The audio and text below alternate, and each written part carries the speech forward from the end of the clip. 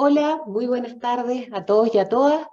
Un gusto volver a saludarlos y poder en esta quinta charla que vamos a realizar en conjunto con las asociaciones de municipalidades, poder tratar un tema que es muy relevante para los órganos públicos, ya que se trata de la jurisprudencia del Tribunal Constitucional en materia de contratación pública y particularmente en aquellas normas de la Ley 19.886 que establecen una prohibición de celebrar contratos con la administración cuando se ha incurrido en ciertas conductas que están determinadas por el ordenamiento jurídico.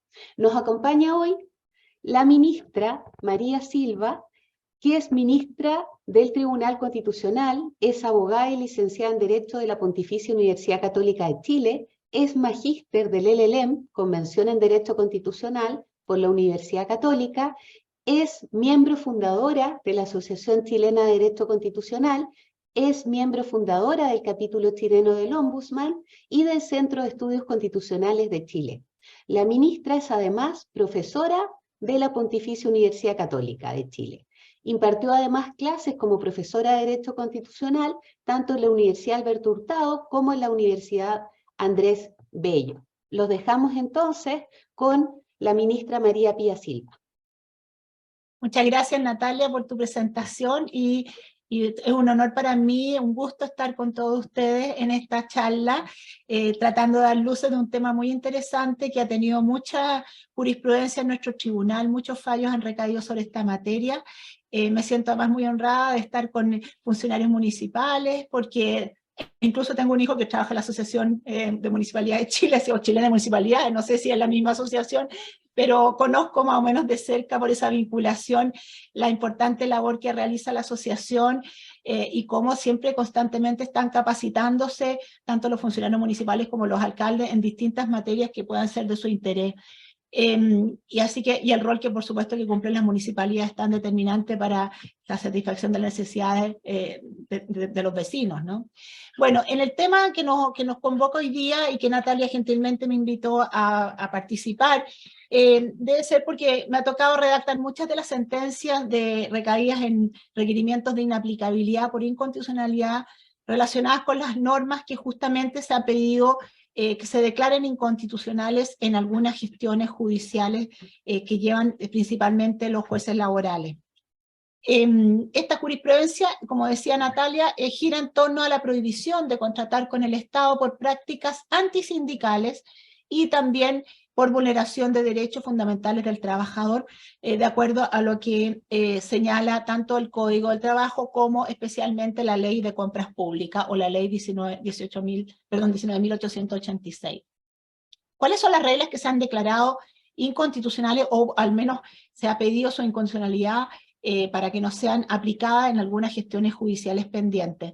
En primer lugar, en relación a la ley llamada Ley de Compras Públicas 19.886, el artículo 4º, inciso primero, en cuanto impide por el plazo de 2 años la contratación con el Estado o con sus organismos a quienes al momento de la presentación de la oferta y de la formulación de la propuesta o de la suscripción de una convención, según se trate de licitaciones públicas, privadas o contratación directa, hayan sido condenados por prácticas antisindicales o infracción a los derechos fundamentales del trabajador.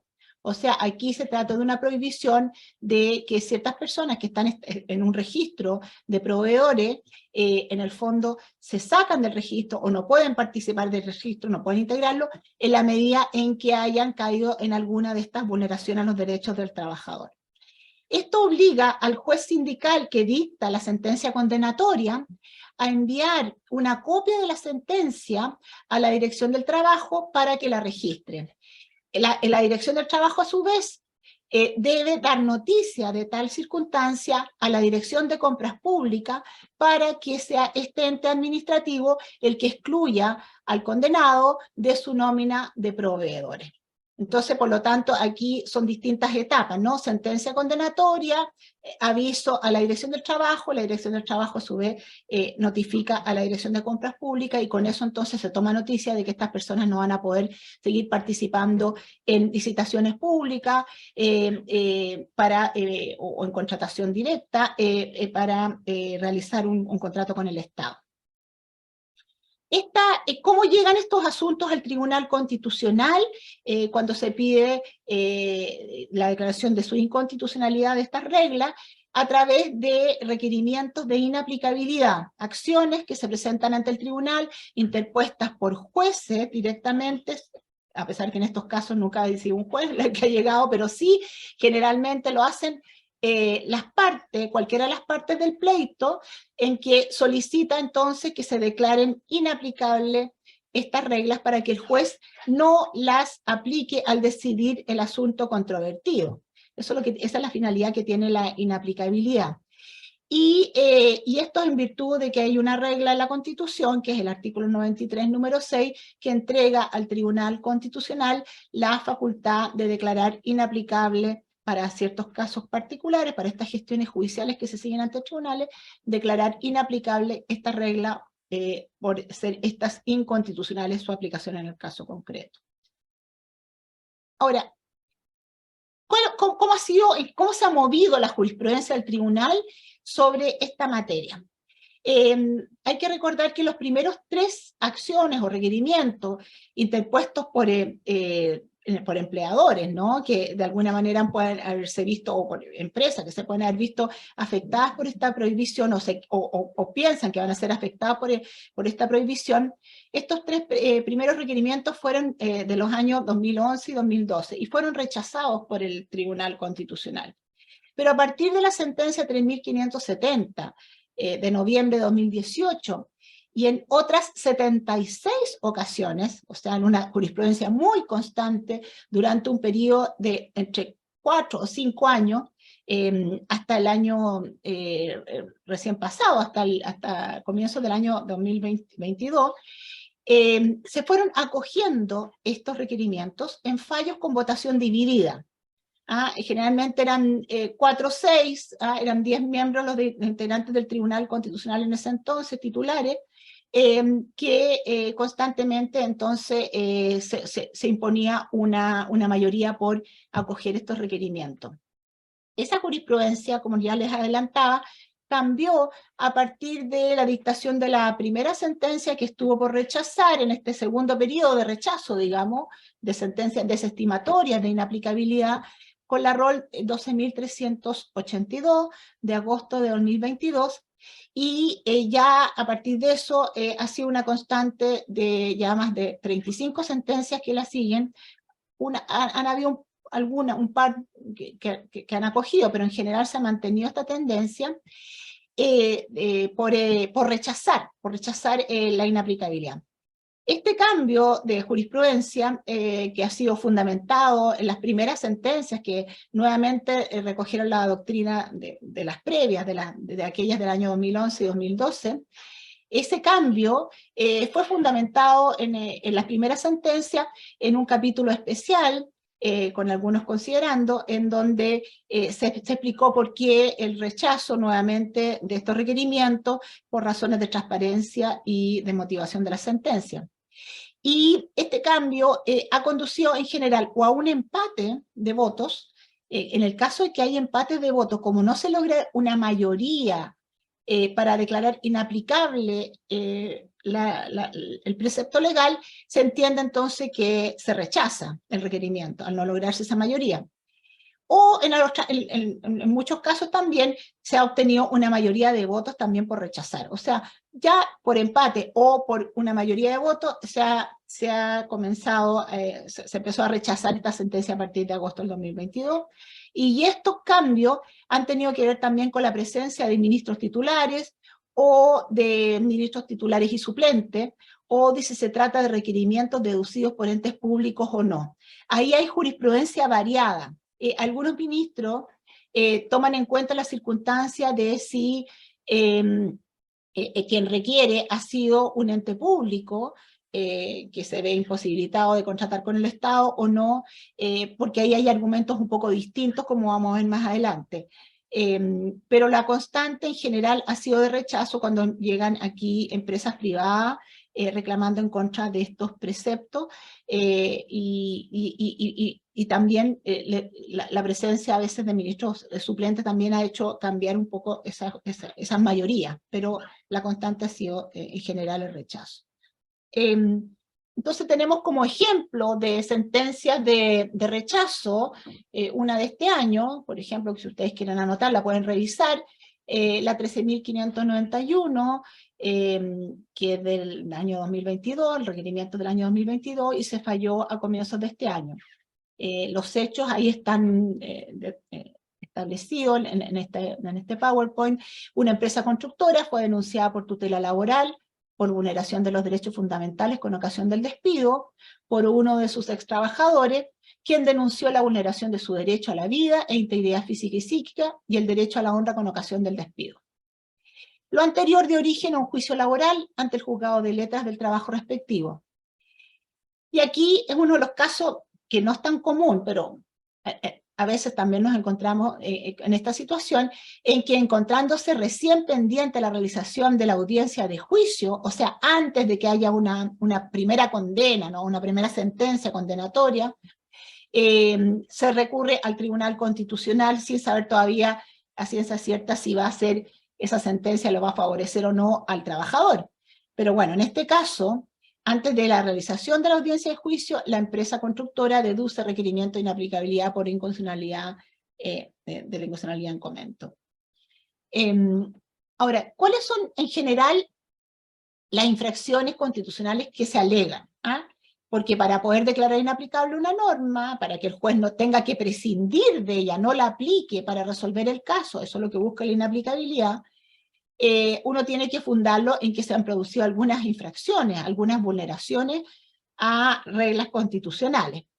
Entonces, generalmente las inaplicabilidades recaen o se fundan en vicios que tienen que ver con derechos fundamentales que están en la Constitución.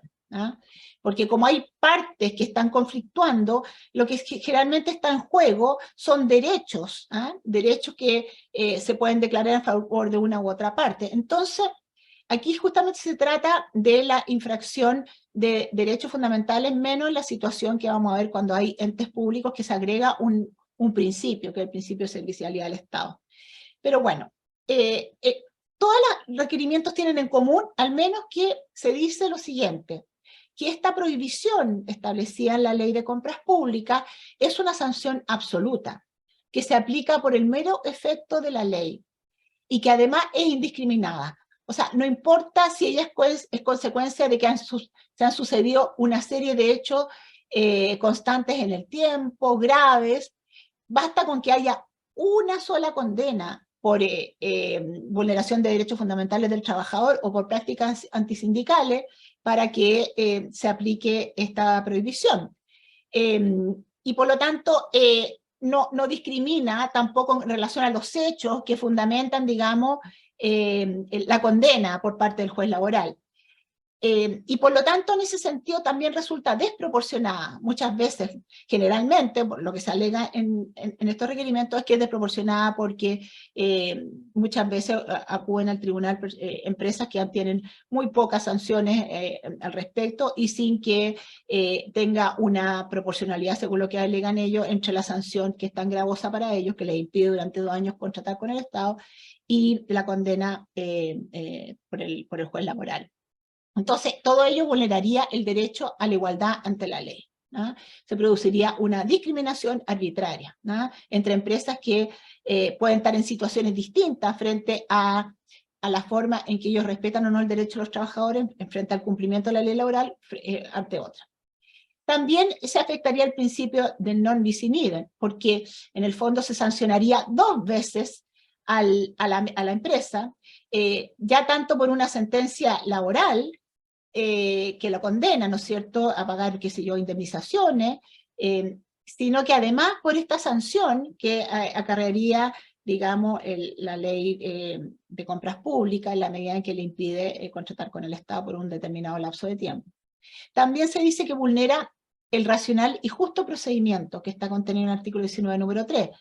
Es lo que se llama el derecho al debido proceso, porque esta sanción se aplica de plano, como consecuencia de la sentencia, sin que la parte tenga la oportunidad procesal de discutir su procedencia, al no ser fruto de un proceso especial previo que analice si efectivamente se dan estas condiciones de proporcionalidad, etc.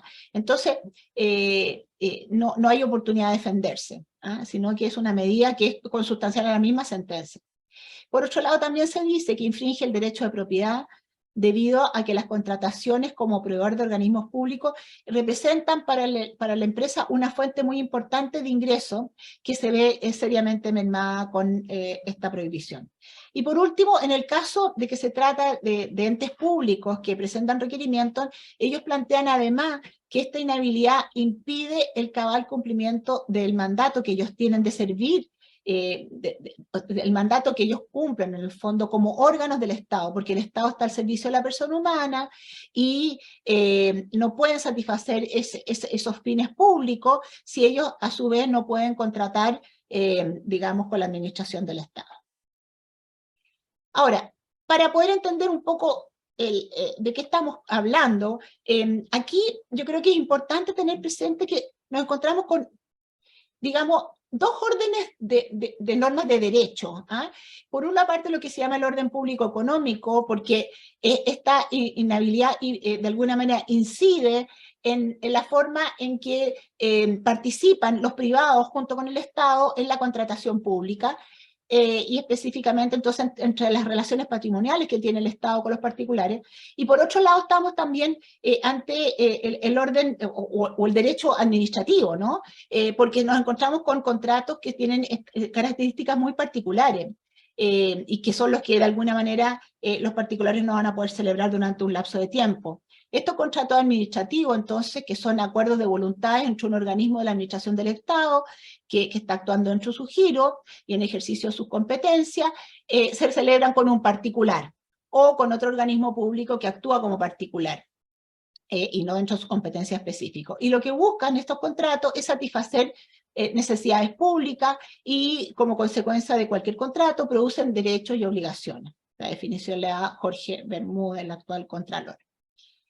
Ahora, ¿cuáles son los fundamentos que tiene esta inhabilidad? Porque, claro, se alega de que esta inhabilidad en el fondo afecta al principio de igualdad ante la ley, que es discriminatoria, y que no tendría quizá un fundamento racional. Entonces, aquí, de alguna manera hay que tener presente que los principios que rigen a los contratos públicos es, por una parte, el de la libre concurrencia de los oferentes, están abiertos para que todos puedan participar de la oferta que hace el Estado de participación en estos contratos. Por otro lado, los particulares deben sujetarse estrictamente a las bases de licitación, están plenamente reglamentadas esas bases, y por otra parte, el principio de la igualdad, digamos, ante las bases, conforme al cual el organismo debe tratar a todos los interesados del mismo modo, eligiendo la propuesta que resulte objetivamente más conveniente. Tradicionalmente, se adjudicaban estos contratos a quien ofrecía el mejor precio y además que cumplía con ciertos estándares de calidad, ¿no es cierto?, que exigía el respectivo organismo en las mismas bases. Es como los únicos requisitos, ¿no? El precio más bajo dentro de las bases que el mismo organismo ha establecido, para en el fondo asegurar que efectivamente los servicios que se prestan sean adecuados y tengan cierta calidad. Pero resulta que desde hace ya unos 10 años se ha empezado a considerar, no solamente en Chile, sino que en el derecho comparado, que es necesario tener además presente en la contratación pública otros factores para adjudicar estos contratos a los particulares. Y en ese sentido se ha hablado de que los contratos públicos, de la contratación pública también sirve para el cumplimiento de las normas jurídicas, en que en ellos hay que tener presente los riesgos que están asociados, el costo total de la vida del producto, el presupuesto, la sustentabilidad y la competencia, para lograr en definitiva la consecución de ciertos bienes de relevancia pública. O sea, detrás de los contratos no solamente hay un elemento, un componente económico en cuanto al valor, al precio ofrecido y a la calidad del producto, sino que también detrás de estos contratos se pueden perseguir ciertos bienes de relevancia pública. Y aquí nos encontramos con las llamadas políticas horizontales, que lo que buscan es que emplear la contratación pública como una herramienta para que el Estado influya en los mercados y en el comportamiento de las empresas que celebran contratos con él. ¿Para qué? Para lograr ciertos objetivos de interés público.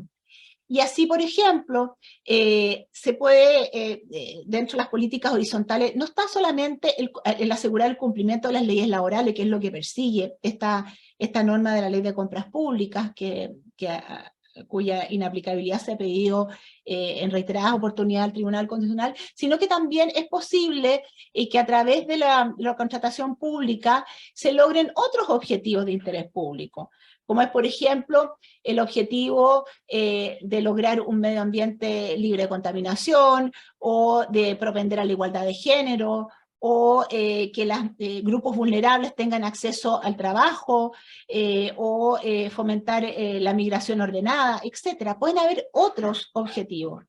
Y entonces, estas políticas horizontales en la contratación pública, como les decía, son un fenómeno que cada vez ha ido adquiriendo mayor extensión y que nuestro país también ha tomado y ha ¿cómo se llama? Adoptado, más bien dicho, a través de medidas que a veces vienen desde el Poder Ejecutivo, como también de la legislación. Y así podemos decir que estas políticas vienen, por ejemplo, se han impulsado por el Tribunal de Justicia de la Unión Europea, que ha aceptado la inclusión en la contratación pública de algunas cláusulas sociales y ambientales, o por la Asamblea General de la ONU a través de la Agenda 2030 para el Desarrollo Sostenible, entre cuyos objetivos se encuentra el de promover prácticas de adquisición pública que sean sostenibles, de conformidad con las políticas y prioridades nacionales. Cuando se explica bien este objetivo, que no lo puedo poner completo, pero en el fondo dentro de esta promoción de estas prácticas está justamente la promoción de, o el interés de que los estados cumplan con las leyes laborales a través de la contratación pública. Y lo que fue muy determinante para la modificación de la ley 19.886 para incorporar esta norma, porque no estaba originalmente en su texto, sino que fue incorporada con posterioridad, fue que Chile, bueno, a partir del año, la verdad es que en la época del gobierno de Michelle Bachelet, no me acuerdo exactamente el año, pero se formó parte ya de la OCDE, ¿no? Y la OCDE tiene dos guías fundamentales del año 2015 respecto a políticas horizontales en la contratación pública. Por lo tanto, también eso fue un factor muy importante para modificar esta ley e incorporar esta regla. Ahora, por lo tanto, esta norma es concreción de una política horizontal, que es lo que busca. Lo que han dicho, todo esto está dicho en los fallos del Tribunal Constitucional que han estado por rechazar.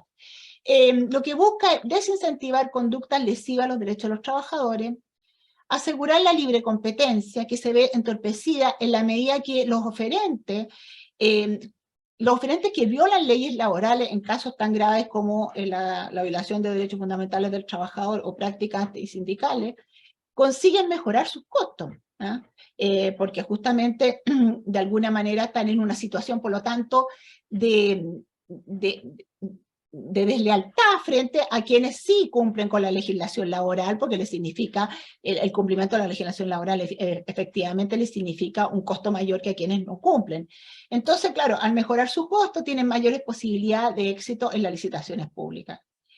Y esto mismo hace que, si es el Estado el que está preocupado de contratar con los particulares, debe resguardarse la buena fe y la reputación, incluso del mismo Estado, a través del cumplimiento de las leyes laborales.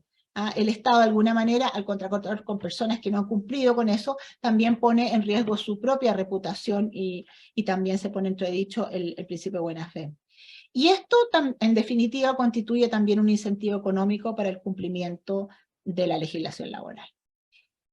Ahora, esto es una regla, entonces, también de orden público económico, que refleja los valores de la libertad de contratar y limita el ejercicio de determinados derechos como es el de desarrollar actividad económica y también el de propiedad durante un lapso de tiempo acotado.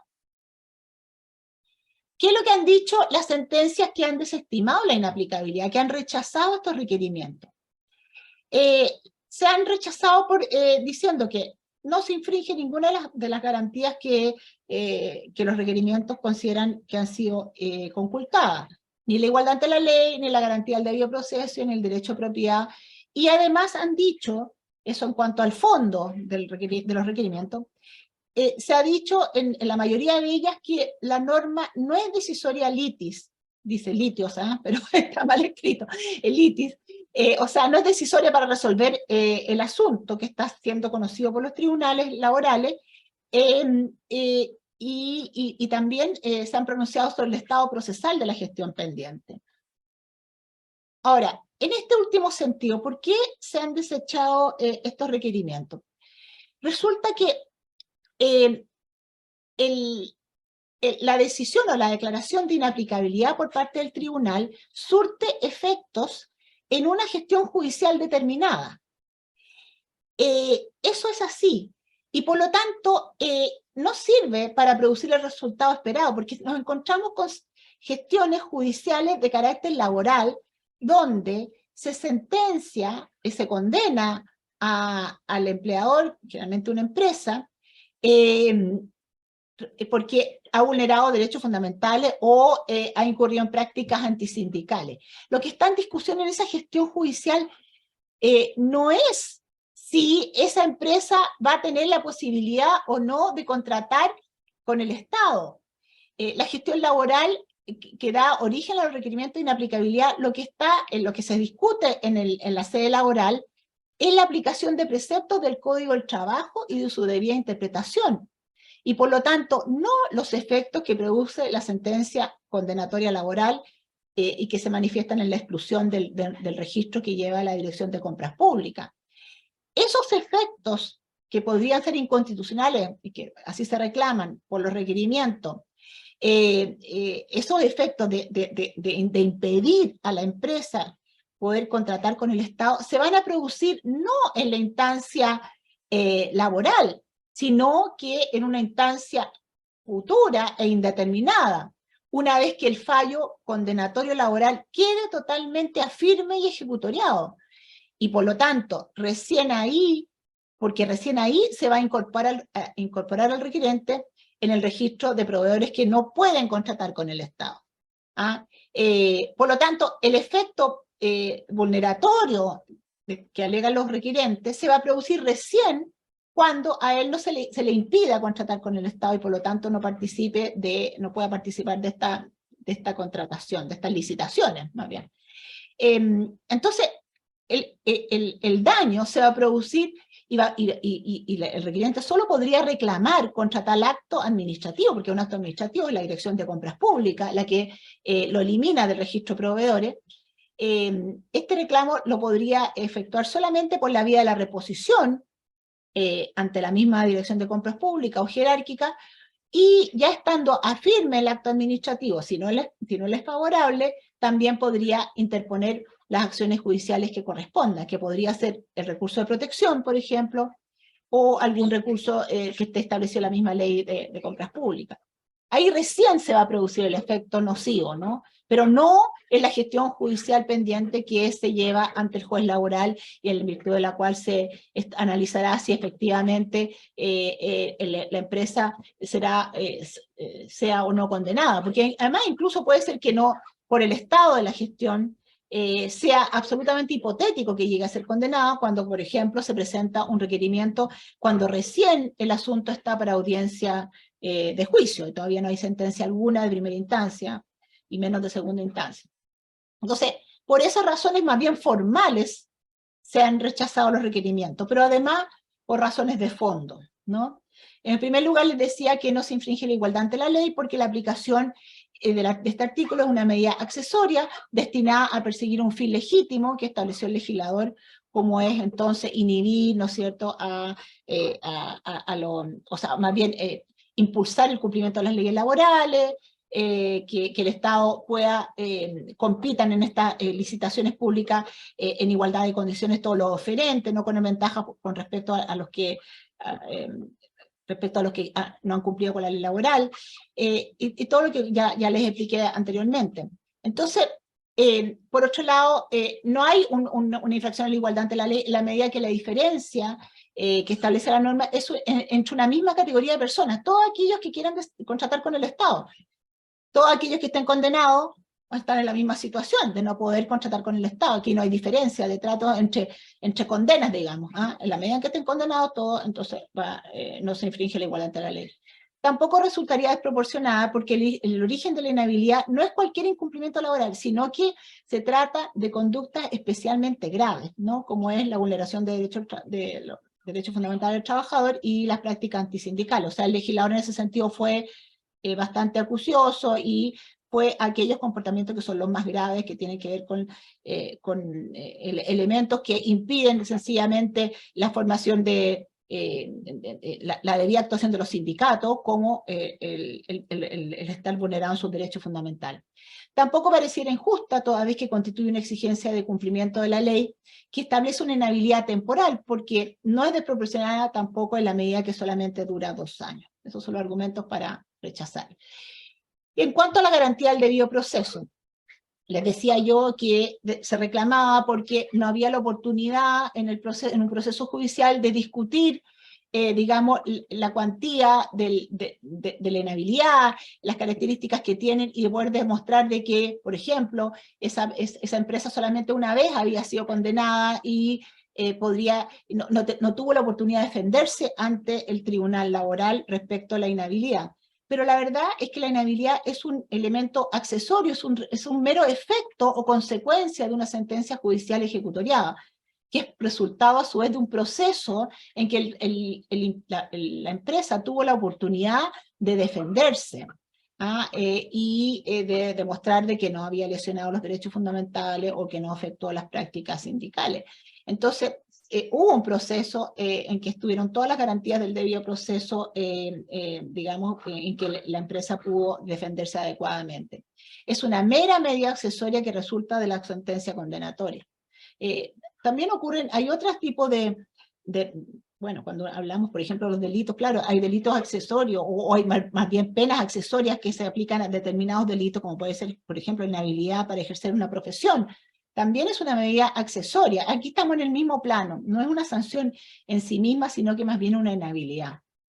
Ahora, no se vulnera el derecho de propiedad porque la normativa tiene solo por objeto que quede inhabilitada para contratar para el futuro, no respecto de aquellos contratos que ya celebró la empresa con el Estado. Y por lo tanto no afecta los bienes que ya ingresaron a su patrimonio, ni la validez de estos actos que están en plena ejecución. Es un evento futuro que puede ocurrir o no, y por lo tanto es una mera expectativa que se tiene a eventualmente ser inhabilitado o no. Y en ese sentido no vulnera el artículo 19, número 24. Bueno, esos son los argumentos para rechazar. Ahora veamos cuáles han sido los argumentos que en general se han recogido para acoger, porque ya dijimos al comienzo que esta jurisprudencia ha variado. Si bien al principio hubo un par de sentencias que rechazaron, luego hubo muchas sentencias, 76 sentencias, como les decía yo, que estuvieron por acoger. Y entonces los votos de los ministros que han estado por acoger han recogido en gran parte esos argumentos en sus disidencias actuales, que eran mayoría antes, y han tenido presentes justamente los reproches que han presentado los requerimientos. Entonces, ¿por qué se han acogido en atención a que, si bien estos preceptos pueden considerarse idóneos para proteger los derechos de los trabajadores, pareciera que no es razonable su aplicación, o sea, se vulneraría en el fondo el principio de igualdad ante la ley, porque contemplan un efecto automático, sin posibilidad ineludible de la sentencia que condena a los demandados, sin que puedan entonces, como les decía, considerarse algunas circunstancias que pudieran amorigerar un poco este efecto tan fuerte de inhabilidad, Por lo tanto, no hay cómo demostrar de la buena fe, la posibilidad de excluirse de la sanción en la medida en que pueden haber ciertas circunstancias de hecho que expliquen esta condena y que sean propias del caso concreto, o vinculadas al interés general de la gestión pendiente que permita descartar ese efecto. Y por lo tanto, muchas veces pareciera injusto, ¿no? El no tomar en cuenta estas consideraciones que ni siquiera pueden ser planteadas por la parte afectada, ni menos ponderadas por el juez del fondo. Y entonces, también se ha dicho que esta medida es consecuencia forzosa, es una consecuencia forzosa que se agrega por imperativo legal, que es totalmente, no hay cómo eludirlo, ¿no? Y esto es para contribuir a incentivar el respeto a la libertad sindical y a los derechos de los trabajadores, afectándose en la igualdad ante la ley, porque son normas que no son capaces de superar la exigencia de razonabilidad que emana de la norma constitucional. La Constitución dice que la igualdad ante la ley supone la no discriminación arbitraria que deben dar la autoridad o la ley a todas las personas. Y aquí es la propia ley la que está estableciendo una medida que no sería razonable, constituyendo una medida legal prohibitiva, que puede ser incluso calificada de autotutela legal, y que tampoco observa las garantías de un racional y justo procedimiento, porque aparece inflexible, como les decía, ante la variedad de casos y circunstancias que debería ser aplicada. Y en ese sentido deviene en desproporcional. Ahora, yo les adelantaba que han habido jurisprudencia variable también, no solamente en aquellos casos en que particulares han reclamado ante el Tribunal Constitucional pidiendo la inaplicabilidad de estas normas, sino que también muchas veces son entes públicos. Y dentro de esos entes públicos están las universidades estatales, que han recurrido en numerosas oportunidades ante el Tribunal Constitucional reclamando en contra de estas reglas. Por ejemplo, de este año, la sentencia 13.333, para que ustedes más o menos entiendan el caso. Resulta que una universidad estatal fue denunciada de tutela laboral por vulneración de los derechos fundamentales con ocasión del despido de un ex colaborador. Aquí lo mismo, acuérdense que las universidades estatales, en general los entes estatales, hubo toda una jurisprudencia variable en un comienzo de la Corte Suprema en que decía que no se podía aplicar a los entes públicos supletoriamente las normas del Código Laboral para los efectos de serles a ellas aplicable la acción de tutela de derechos fundamentales del trabajador. Esa jurisprudencia que les permitía en el fondo se dijo en un comienzo que no cabía, después se dijo que sí, hubo jurisprudencia variable de la Corte Suprema y de los tribunales ordinarios en general para determinar de que los funcionarios públicos no podían accionar de tutela de derechos fundamentales. Pero como eso se aclaró a través de una ley interpretativa hace un par de años atrás, resulta que a partir de ello los funcionarios públicos pueden reclamar ahora de tutela de derechos fundamentales, lo mismo los municipales. Y eso ha llevado a que quienes integran las universidades estatales también hayan denunciado a esas universidades por vulneración de derechos fundamentales, muchas veces con ocasión del despido, como en este caso, y a propósito, en este caso, de la supresión del cargo que desempeñaba ese trabajador en la casa de estudio. Entonces, claro, han ido creciendo la cantidad de causas de denuncia de tutela de derechos fundamentales en contra de universidades estatales. Y aquí esta universidad contestó la demanda negando las imputaciones formuladas por el denunciante, en especial aquellas sobre el carecer del decreto de cese de empleo de motivación, sin poder mediante, por tanto, por lo tanto, no había, según la universidad, no había vulnerado los derechos fundamentales invocados por el denunciante. Y aquí, esa era la gestión pendiente y se interpone un requerimiento de inaplicabilidad ante el Tribunal Constitucional. ¿Qué es lo que decidió el tribunal en ese caso y en varios otros similares, también interpuestos por distintas universidades estatales? Fue una decisión de rechazo, pero por empate de votos. el requerimiento de inaplicabilidad entonces fue rechazado en conformidad a lo dispuesto en el artículo 23, inciso primero, número 6 de la Constitución, en relación con el artículo 8, letra G de la ley 17.997, al producirse empate de votos. Porque es la misma ley orgánica del tribunal la que dice que cuando hay empate de votos, en el fondo se entiende que el requerimiento ha sido rechazado porque no se logró la mayoría por declararlo inconstitucional la aplicación de la regla. Entonces, está dividido el tribunal en este caso, puntualmente integró a la ministra Natalia Muñoz, que está aquí presente, también por acoger. Ahora, ¿cuáles son los argumentos generales para rechazar? La verdad es que los argumentos para rechazar en el fondo son esencialmente los mismos que ya les expuse con anterioridad, que no hay infracción al derecho a la igualdad, al debido proceso y al derecho de propiedad, y desde el punto de vista formal también se replica la situación en orden a que generalmente la gestión pendiente es un juicio de tutela laboral, no siendo la aplicación en ese juicio de la preceptiva impugnada la que produciría los efectos inconstitucionales reclamados, sino que una aplicación futura e incierta e indeterminada dentro de un proceso de contratación pública, por lo que una posible declaración de inaplicabilidad en esa gestión no tiene ningún efecto, porque las normas que va a tener que aplicar el juez son las normas del Código del Trabajo y no estas normas que están contenidas en la ley de compras públicas o las reglas también que obligan al juez a enviar la sentencia condenatoria a la dirección del trabajo, porque recién ahí, cuando la sentencia esté firme, se va a enviar a la dirección del trabajo y resulta que se van a producir todos los efectos que reclaman los requirentes. Entonces, en ese sentido, estas causas que son ¿cómo se llama?, llevadas al tribunal, o más bien estas acciones que son llevadas al tribunal por universidades estatales, repiten los mismos argumentos que ya hemos visto, y por lo tanto se han rechazado también por las mismas razones. Sin embargo, hay otros argumentos que también han llevado, que se han puesto sobre la mesa por estas universidades estatales y que también se han rechazado. Y aquí es ¿por qué? Porque estos requerimientos, como ya les resumí, ¿no es cierto? Y que ustedes lo pueden tener a la vista una vez que este PowerPoint, me imagino que va a ser distribuido, en estos requerimientos se efectúan consideraciones especiales respecto al rol que tienen las universidades.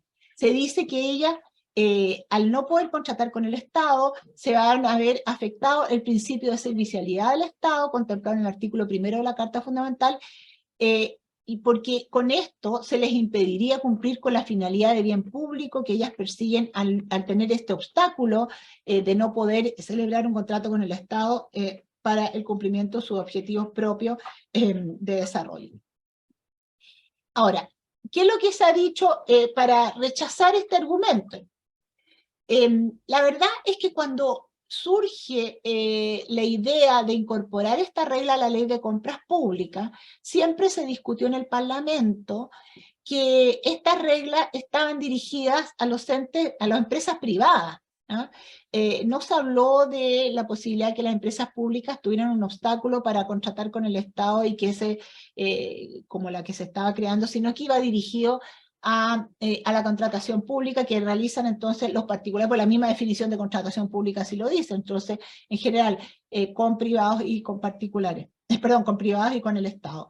Entonces, el determinar si una eventual exclusión para contratar con la administración del Estado se les aplica en general a los entes públicos y en particular a las universidades estatales, es un asunto que debe ponderar el juez que en su momento se le presenta el problema, ¿no? Se le presenta el punto.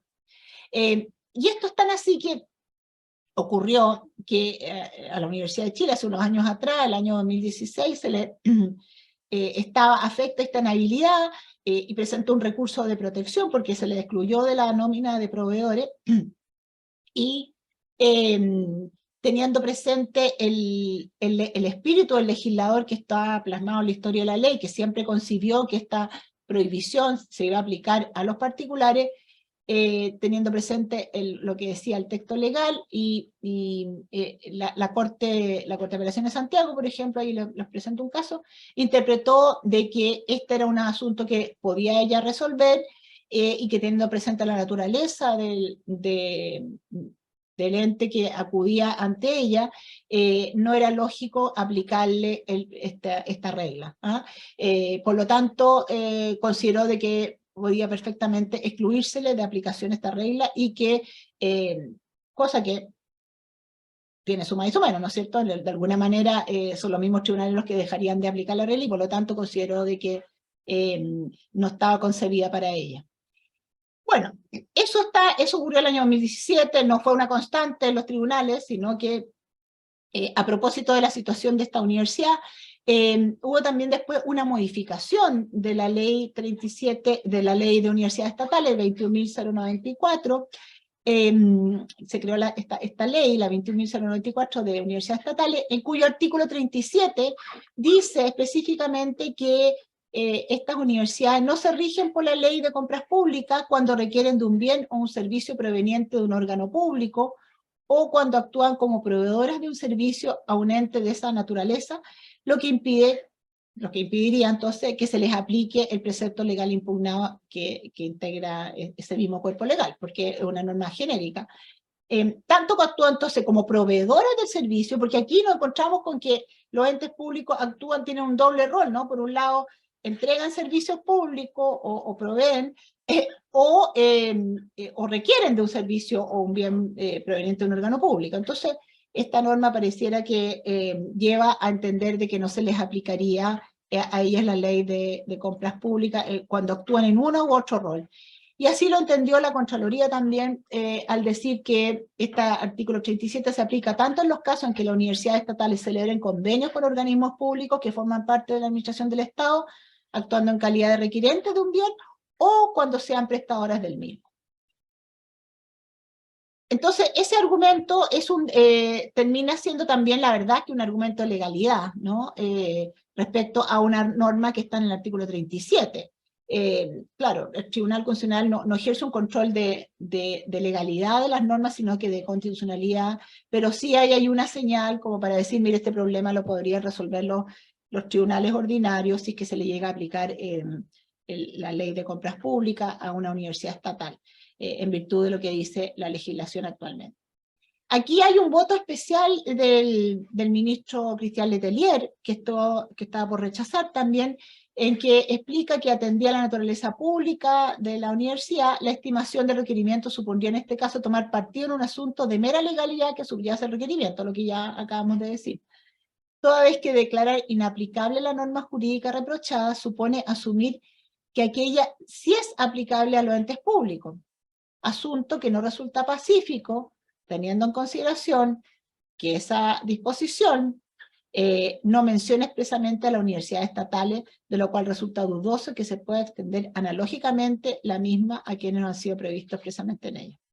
Que al parecer de este ministro, la incidencia de las normas de la ley 21.094, de este artículo 37, impide la existencia de un actual conflicto de emocionalidad que requiere un pronunciamiento estimatorio de esta magistratura, de modo que no le corresponde sino rechazar el requerimiento.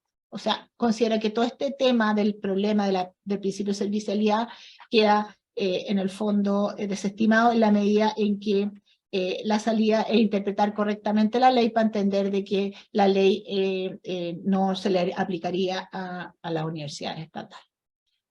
Esos son los argumentos por rechazar.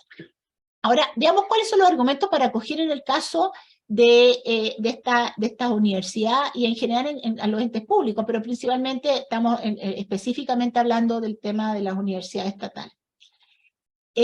Dice que el argumento es que no se logra advertir desde la lógica de la contratación pública un fundamento que haga merecedor a un potencial oferente de una sanción o pérdida o medida prohibitiva tan gravosa como es la imposibilidad siquiera de optar a contratar con la administración del Estado por el solo de haber sido condenado en sede laboral en los términos descritos. Y no se entiende la justificación racional ni la razonabilidad o la proporcionalidad de una medida como la descrita cuando, tal como se ha señalado, el propósito de asegurar que el Estado no contrate con aquellos oferentes que falsean sus costos por mantener deudas laborales o previsionales actualmente impagas, afectando con ello la competencia legítima, se encuentra cautelado en el inciso segundo del artículo 4 de la ley. Eso por una parte. Por otra, o sea, está todo esto dirigido a la falta de razonabilidad del precepto. Y esta falta de razonabilidad deriva no solo del hecho de la aplicación de una especie de segunda sanción legal, porque la primera es la condena por vulneración de derechos fundamentales o prácticas antisindicales, mediante la prohibición de contratar, que en todo caso bien puede ser considerada una especie de vulneración del principio del non bis in idem. ¿Te acuerdas que también habíamos dicho al comienzo que uno de los argumentos que se ha dado es que se sanciona doblemente a los requirentes? Primero por la condena laboral, ¿no es cierto?, del juicio laboral, y en segundo lugar por esta prohibición que se considera por quienes que acogen, que es una verdadera sanción. No es una mera inhabilidad, sino que es una sanción, es una pena, es algo que se impone y que debió haber sido discutido en el pleito a través de un procedimiento que hubiese podido llevar adelante o podía ser permitido, digamos, a la parte afectada demostrar que es una situación particular, que la sanción es extremadamente gravosa, desproporcionada, de acuerdo a la conducta que ha tenido. Entonces, aquí nuevamente nos encontramos con que se acoge porque efectivamente resulta desproporcionado, resulta irracional, pero además resulta una doble sanción. Porque la imposición de pena y sanciones emanadas de la jurisprudencia estatal, como este tribunal y la propia jurisprudencia lo ha dicho, debe respetarse las garantías del debido proceso, lo cual no estaría siendo respetado en este caso. Y que como resultado de esta sanción, los ministros que están por acoger ponen de relieve las relevantes consecuencias patrimoniales que supone, en este caso las universidades estatales, no poder contratar con el Estado, de acuerdo, teniendo presente la relevancia que tienen las universidades y el bien público que persiguen en los distintos ámbitos en que desarrollan sus actividades. Y eso hace que en estos casos concretos consideren estos ministros que la acción de inaplicabilidad por inconstitucionalidad debe hacerse cargo de esa situación concreta, porque acuérdense ustedes que la acción de inaplicabilidad por inconstitucionalidad no es un control que realiza el tribunal en forma abstracta. Comparo la norma legal que me está siendo cuestionada con la Constitución para llegar a concluir de que esa norma es incompatible con la Constitución, sino que en la inaplicabilidad es la aplicación de la norma en el caso concreto la que puede devenir en inconstitucional. Por lo tanto, las aristas de la gestión concreta tienen importancia para determinar si en ese caso de aplicarse la regla se produce el efecto inconstitucional. Y por eso entonces que para estos ministros, en esos casos concretos no pueden dejar de considerarse las circunstancias y las consecuencias que produciría al Estado la aplicación de la regla, imposibilitando poder contratar con el Estado. Sin que exista un elemento razonable, justificado y proporcional que lleven a que se le impida entonces a las universidades estatales poder contratar en la medida en que con eso no van a poder cumplir con sus fines públicos. Eso es lo que está detrás, o sea, con el principio de servicialidad del Estado. Aquí hay un voto especial del ministro Rodrigo Pica, que también está por acoger, que dice que se genera una infracción en la Constitución en mérito de un trato indiferenciado y discriminatorio de índole arbitrario, que impide la actividad del propio Estado, porque la misma universidad estatal la que se le diría impedida su actividad, porque esta norma inhabilitaría para contratar con órganos de la administración a una entidad estatal, independiente de su cometido o naturaleza jurídica. Y esto a toda luz entonces produce una infracción y manifiesta el principio de igualdad ante la ley basado en que se le da un trato idéntico a situaciones que podrían ser muy disímiles, dado que su aplicación constituye un caso de discriminación arbitraria que además impide que el Estado use sus medios y que los órganos del Estado se coordinen en su actuar. Bueno, eso es una especie de resumen, que no sé, Natalia, cómo está, pero respecto a cómo ha sido la jurisprudencia del tribunal en esta materia. Yo no sé, Natalia, si quieres hacer algún... No, estupendo, súper completa la exposición. Mira, hay una pregunta de Ayrton Zulcaray, si quieres la contestas tú o si quieres la contesto yo, dice, Ya. ¿por qué un servicio público? Bueno, además de las universidades, me imagino que están pensando en otros servicios públicos, ¿por qué un servicio público solicitaría la inaplicabilidad de esta norma? Claro. Si quieres la contesto yo, Ya, porque yo... contéstalo yo y yo te complemento si es necesario. Perfecto, ya. Bueno, de más está decir que ya les comentó la ministra Silva que yo estoy por acoger en estos casos, atendiendo al caso concreto. Obviamente una empresa que tenga muchas infracciones de esta naturaleza, uno podría considerar los criterios de la ministra Silva.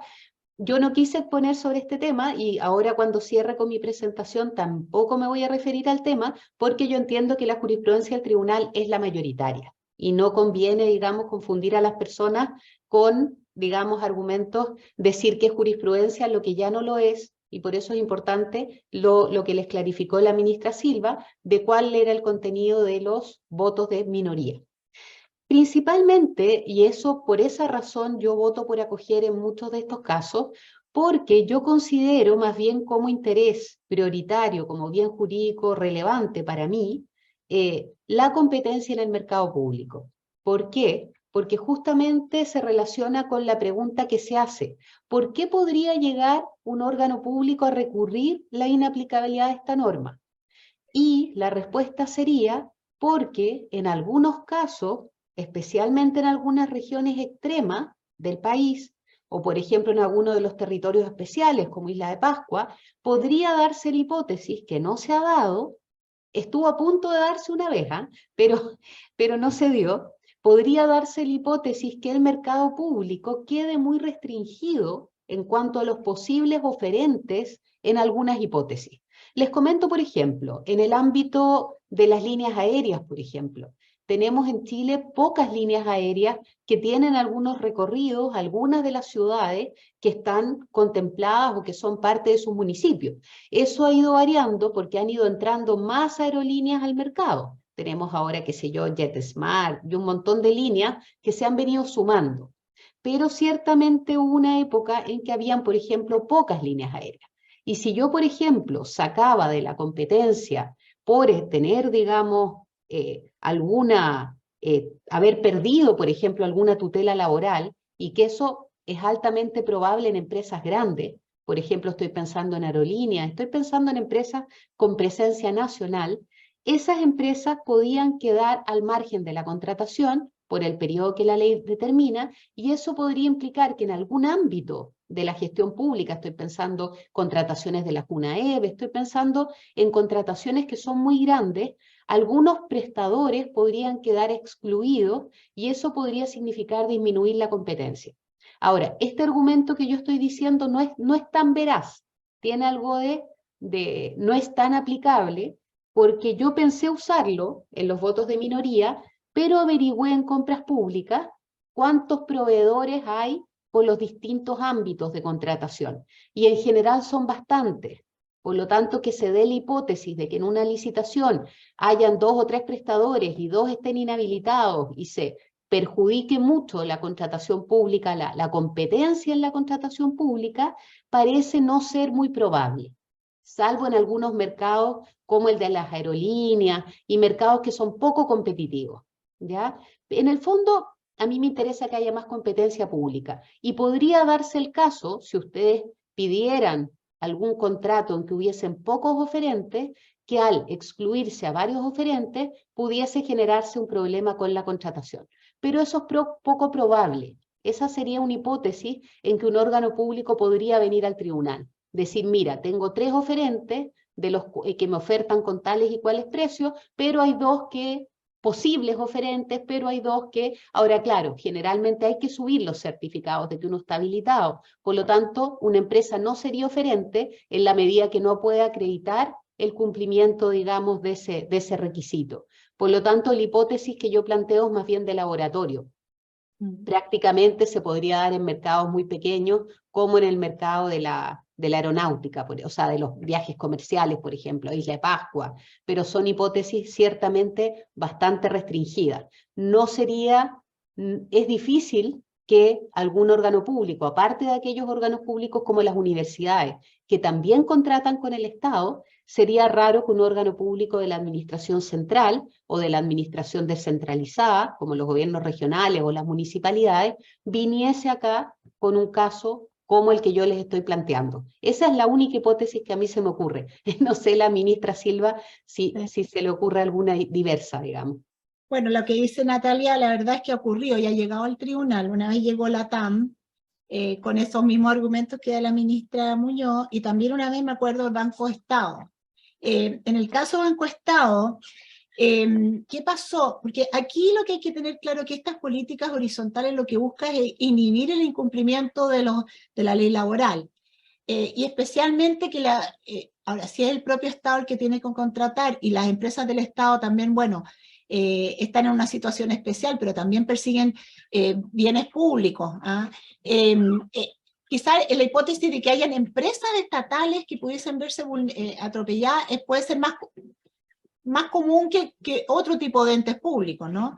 Y entonces, claro, nos encontramos frente a la TAM y frente al Banco Estado. En el caso del Banco Estado me recuerdo bien porque yo venía llegando al tribunal y resulta que era un caso que ni siquiera se había dado en la actividad común que realiza el banco, qué sé yo, a través de sus sucursales, a través de las oficinas que tiene a lo largo del país, sino que era en el casino de un balneario del Banco de Estado, en una playa, donde se produjo una vulneración de derechos del trabajador, qué sé yo, del encargado del casino de ese balneario. Entonces era una cosa muy de laboratorio, y resulta que con eso el Banco de Estado no podía contratar. Bueno, pero dentro de las medidas que se le pidió para mejor resolver, no estoy segura si en ese caso, pero en otros sí se ha producido, que algunos ministros la pedían, por ejemplo, el antiguo ministro Juan José Romero, para acoger o rechazar este tipo de causa, pedía que se acompañaran los antecedentes de los contratos vigentes que tenía, ¿cómo se llama?, la empresa pública con el Estado, con qué frecuencia realizaba este tipo de contratación, en cuándo había participado, como para poder llegar a determinar si efectivamente la medida era desproporcionada o no, teniendo presente que era una sola la infracción a los derechos del trabajador. Entonces, a propósito de ese tipo de situaciones, justamente es que algunos han querido modificar esta ley para tratar de ponerse en el caso de que ese tipo de situaciones tan particulares, tan aisladas, tan esporádicas, que podían producir un daño muy grande en la actividad empresarial o la actividad económica de una empresa pública, de alguna manera el legislador pudiera solucionar estos problemas. Y yo creo que hasta ahora no ha sido posible, porque por ahora no hay normas, a pesar de que hay proyectos como los que vamos a revisar ahora, que están en trámite. Porque la verdad es que hay que ir viendo caso a caso, ¿no? En ese caso de Banco Estado se acogió el requerimiento, ¿ya? Y con votos de ministros que después estuvieron por rechazar. Pero hay una cosa que es insalvable, que la mayoría, y que es insalvable, y aquí yo, por lo menos lo que piensa ha pensado siempre la mayoría, que la gran parte, por no decir el 90% de las causas que llegan, o de los requerimientos que se presentan, la gestión pendiente está siendo conocida por el juez laboral. O sea, es la discusión en el pleito, es la aplicación de reglas laborales, ¿ya? Y incluso a veces se han presentado requerimientos en que están en etapa de unificación de jurisprudencia, pero la unificación de jurisprudencia no recae sobre la interpretación que se le dé a estas reglas, porque estas reglas no tienen que ver absolutamente con el ámbito de la aplicación de la ley laboral, sino que tiene que ver con, son reglas de carácter dentro del ámbito del derecho administrativo. Entonces, es muy difícil salvar esa objeción si se presenta un requerimiento en sede laboral. Porque para que la inaplicabilidad surta efectos y pueda llegar a ser conocida la inaplicabilidad por el Pleno del Tribunal Constitucional, tiene que pasar la barrera de la admisibilidad. Y eso supone que la norma, según lo que dice la misma Constitución y la ley orgánica, tiene que ser decisoria para resolver la gestión pendiente. Y como la mayoría de estos asuntos llegan, como les decía, en la etapa en que se está discutiendo la aplicación de las normas laborales, la verdad es que no son normas decisoriality. Pero sí a veces han llegado, y por eso les explicaba la situación que ocurrió con la Universidad de Chile, en que el reclamo o la vulneración de los derechos se produció ya una vez que se ha restado del registro de proveedores a la empresa que ha sido condenada por incumplimiento de la ley laboral. Y ahí nos encontramos con la situación en que efectivamente lo que se están aplicando son normas de carácter administrativo, y el ente administrativo que podría haber producido la infracción es la Dirección de Compras Públicas. Y entonces se han presentado recursos de protección en contra de la decisión de la Dirección de Compras Públicas de excluir del registro de proveedores a la empresa sancionada. Ahí la verdad es que tiene más lógica discutir este tema, no sé si me entienden, tiene más, parece más, porque realmente lo que está en discusión es si la norma va a ser aplicable o no, no hay duda de que va a ser aplicable, si es que no se declara su inaplicabilidad.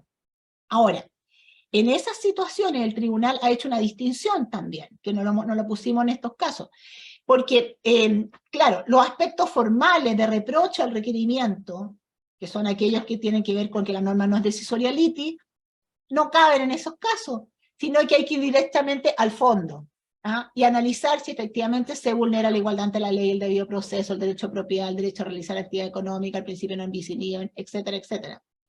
Y ahí, claro, ahí a veces han habido votos, digamos, distintos, pero en general, claro, últimamente llegan pocos casos cuando ya están en esa instancia. A veces uno piensa, bueno, ¿por qué no esperan a que ya se condene?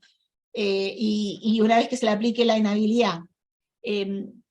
Por desgracia, muchas veces la inaplicabilidad se usa también como una herramienta de defensa, ¿no? Un poco para suspender la causa, por otros motivos. No quiero adelantar, pero lo más lógico sería discutir esto cuando ya se produce el daño, el efecto de la sentencia condenatoria. Y ahí los argumentos de rechazo tienen que ver con el fondo, que son los mismos que yo ya les di. O sea, la lógica que tienen estas políticas horizontales de inhabilidad y la racionalidad que hay detrás de ella, lo que se busca con ella. Bueno, y eso es una cuestión que quizá podría discutirse, por ejemplo, 1 año, 2 años, 6 meses, 3 meses, podría modificarse la regla, que es lo que a veces se ha querido hacer en el tribunal. ¿Es muy gravosa o no para la empresa? Habría que distinguir situaciones distintas de acuerdo a la gravedad de la conducta. Todo eso tal vez podría hacerse. Por ahora la regla, a quienes estamos por rechazar, nos parece que tiene un fundamento sólido en la Constitución y por eso estamos por rechazar. Pero eso no obsta a que efectivamente de repente hay situaciones que, como en el del casino, ¿no es cierto?, del Banco Estado, quizás es un poco exagerado. Ahora, en el caso del Banco Estado, después el banco recurrió más de una vez, o sea, ganó esa vez y empezó a venir varias veces. Entonces también, ¿qué pasa con el mismo Estado, a través de uno de sus entes, a través de una empresa del Estado, se da cuenta que esta herramienta existe y que, bueno, que por último no es tan grave dejar de cumplir con la ley laboral? Entonces nos encontramos con ese problema. Por eso que también le decía que es un incentivo para el cumplimiento por el Estado también y por la buena fe que tiene que haber en esta relación de contratación pública entre el Estado y los particulares, de manera que tampoco no haya igualdad de condiciones en la licitación. Y eso se produce cuando algunos cumplen con la ley laboral y otros no. No sé si vemos un poco cuáles son los proyectos que están en trámite, Natalia, o hay alguna otra pregunta. No te escucho. Ahora sí. Hay otra pregunta más que dice: muchas gracias por la presentación. Quisiera preguntar si respecto al fundamento del voto por acoger, el recurso de inaplicabilidad en relación a la vulneración del principio del non bis in idem, a su juicio se cumpliría con la triple identidad de sujeto, hecho y fundamento, pudiendo considerarse que respecto a este último, el bien jurídico protegido podría ser diferente como los derechos fundamentales de los trabajadores. Yo estoy de acuerdo con este punto, ¿ah? Yo creo que no hay vulneración al non bis in idem, ni tampoco al debido proceso en este tipo de casos, ¿ya? Eso desde el punto de vista del voto de las personas que están por acoger. En el fondo yo creo más bien en el fundamento de la falta de proporcionalidad y de los bienes jurídicos que están en juego, que sería la competencia en el mercado público versus, digamos, el tema laboral cuando no es reiterado. O sea, yo creo que la norma debería ser modificada y establecerse como sanción en relación a casos que sean, digamos, reiterados, o que se pudiese ponderar el tipo de infracción. Por ejemplo, no es lo mismo una infracción reiterada por una empresa pequeña a una infracción eventual, que es la primera. Hemos tenido casos, en muchos años, y de una empresa que tiene presencia nacional, por ejemplo, y que es un prestador permanente del Estado. Hay ponderaciones según el caso que creo yo que es importante considerar, pero no el tema del non bis in idem. ¿Por qué? Porque son ámbitos distintos, digamos. Uno es el ámbito laboral y otro es el ámbito del mercado público, de la contratación pública. Y también considero que tampoco hay una infracción al debido procedimiento, porque esto tiene que ver con un procedimiento generalmente de tutela laboral en que las dos partes litigantes tienen derecho a presentar pruebas y a litigar en todas sus instancias. Por lo tanto, esos dos argumentos no me parece que son atendibles para aquellos que acogen, en principio. Sí. Y creo que el non bis in idem, efectivamente, los bienes jurídicos protegidos son distintos, porque el tribunal también tiene jurisprudencia constante en relación a cuándo uno puede invocar la afectación del principio del non bis in idem, y es determinante saber cuál es el bien jurídico protegido. Aquí efectivamente, como decía Natalia, está el resguardo de los derechos de los trabajadores, y el otro tiene que ver con la libre concurrencia, la transparencia de un sistema, ¿no es cierto?, de contratación pública, donde todos tengan la misma posibilidad de participar en igualdad de condiciones, y esos son principios distintos, son bienes jurídicos diferentes, así que esto coincido con Natalia con lo que acaba de decir. Perfecto, muchas gracias, ministra Silva, estamos en la hora. Yo les iba a hacer un pequeño PPT, pero era más bien sobre la contratación pública, aprovechando como de hacer un repaso de toda la contratación pública, porque sé que también es un tema importante para las municipalidades. Ahora mismo, mientras estábamos conversando, le mandé a las personas de informática todos los PPTs que hemos usado hasta ahora, incluyendo el de la ministra Silva, e incluyendo esta visión general de la contratación pública, y en especial aquellos elementos que la hacen distinta a la contratación privada, ¿no? Y que son aquellos elementos de excepcionalidad que tiene el derecho público, y que me parecía interesante conocerlo, pero lo podemos ver en la próxima charla de manera muy sucinta, pero por ahora se los voy a mandar como PPT para que ustedes lo puedan revisar, y podríamos quizás en la próxima charla revisar 2 o 3 cosas que creemos que son las relevantes de la contratación y que pueden ser interesantes para ustedes. Y hay actualmente también una reforma tramitándose respecto a la ley de contratación pública, que también quizás lo podemos ver y puede ser interesante también porque avanzó en la tramitación legislativa, entonces podemos también ser pronto una norma que nos resulte aplicable a todos nosotros como entes públicos en distintas categorías.